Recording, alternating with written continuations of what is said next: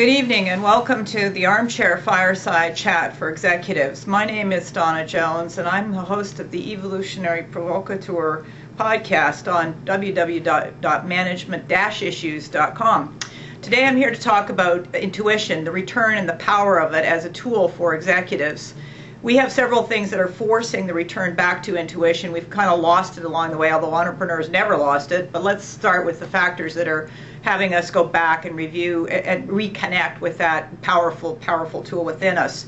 First of all, there's an increasingly amount of data and information coming at us at a rate that's unprecedented. Secondly, there's a rapid speed, a high speed, forcing high speed, and there's also a high level of complexity, an increasing level of complexity. It's not going down, it's going up. And the third factor, and probably the most important factor of all, has to do with the capacity or the pressure that's under business cultures to adapt in order to engage talent and keep talent, and not to mention innovation and all of the other businesses of growth and expansion. It all resides in the talent of the organization, and unless you can work with that, then obviously I'm stating the obvious to a degree, but by the same token, biological principles tell us that 90% of what drives results, both personal and organizational, are embedded in the underneath the surface. You can't see that. So without intuition, you really can't access that.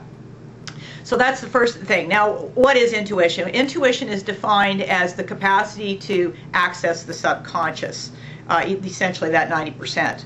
The other way of seeing intuition is that intuition is a sensory capacity that is operates outside of cognitive process, and it allows you to sense and see information that's in your environment that you would otherwise miss.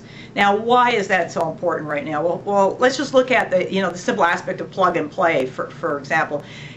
Recent research coming out of the HeartMath Institute tells us that the conscious mind, in the same amount of time, the subconscious mind can process 50 million bits of information, and meanwhile, the conscious mind can only process 50 bits of information. That's a huge difference, and I'm sure that's why Gen Y can open up their computers and have multiple windows going on and not get their brain fuses blown or not have any kind of mental meltdown, because they're just processing it all subconsciously. They're just tapped into that higher level of processor.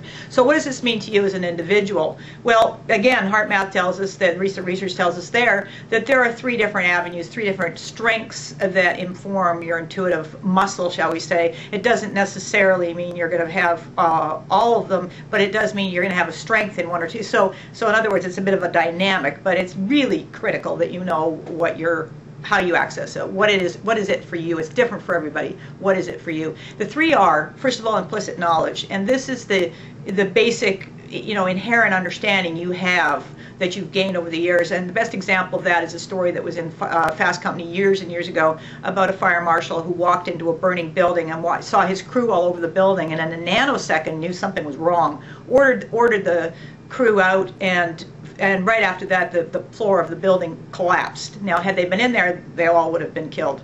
But immediately he knew that the fire wasn't behaving the way it should. There were just things about it, and he immediately trusted his intuition and acted on it.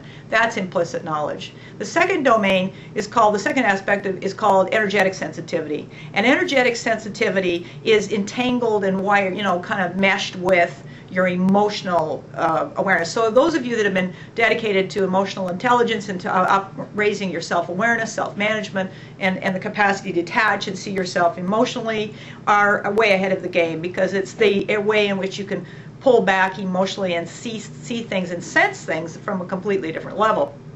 How you sense things will be different. There's the great example, I think it was in Malcolm Gladwell's book, I believe Blink, where he described a stockbroker who every time, a very successful stockbroker, who every time the market went to shift, his back hurt, and it was his lower back. And back, physically is obviously structure, and it's no mistake that the analogy or the parallel, shall we say, is actually the structure of the market. So it would start to shift. He would make whatever action he felt was correct, and he would be dead on every time. Now, he could rationalize that talking about fundamentals and technicals, but in reality, he'd learned how to tap into his intuition and he knew to trust it. So that's the second example, is energetic sensitivity. And the third one is non-local intuition. That's best experienced. It's like that quantum business of, you know, two people being in two different places. Normally you come across this in a very close relationship where automatically you know something's wrong, or you know something's happened, good or bad, whatever it is, you just know it. And that's non-local intuition. For you as an individual, it means paying a lot of attention to what your body sensations are, and knowing when you're in your mind. As long as you're in your mind, and we've had more and more pressure to go to the mind, and more value, certainly corporately, is placed on the intellect. At the same time, that's not where the power lies in these times. So as long as you're in your cognitive mind, you're not plugged into your intuition. Great opportunity to learn, observe, and expand. Thanks for joining me.